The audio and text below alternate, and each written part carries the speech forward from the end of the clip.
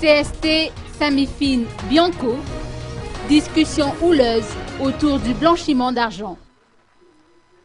Les débats furent très intenses lors de la rencontre entre les membres du Conseil supérieur de la transition, le Bureau indépendant anticorruption et le service de renseignement financier ou Samifine. Les membres du CST n'ont pas ménagé le DG du Samifine, à l'instar de Rodin Rakoutmandat de la mouvance Ravalmanan, qui a demandé des comptes à propos de la somme d'argent ayant servi au financement du coup d'État militaire de mars 2009.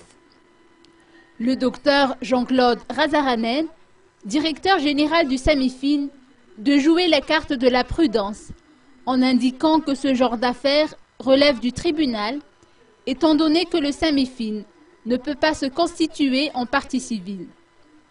Non sans faire preuve de volonté, le responsable du Samifine de mettre en relief l'importance de la culture de renseignement, indispensable en vue d'une éventuelle ouverture d'enquête judiciaire à ce sujet, tout en exhortant le principal intéressé à fournir davantage d'informations à ce sujet. Un dossier similaire nous a déjà été soumis, mais a été classé sans suite, a-t-il conclu. L'affaire Bois de Rose, principale source de blanchiment d'argent, a également été évoquée par Vovo Benjamin.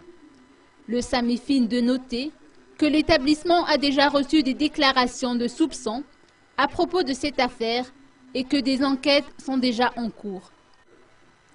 Une enquête effectuée au niveau du Trésor a permis de savoir que le total des valeurs phobes de Bois de Rose ayant été exportées est estimé à 247 milliards d'ariars.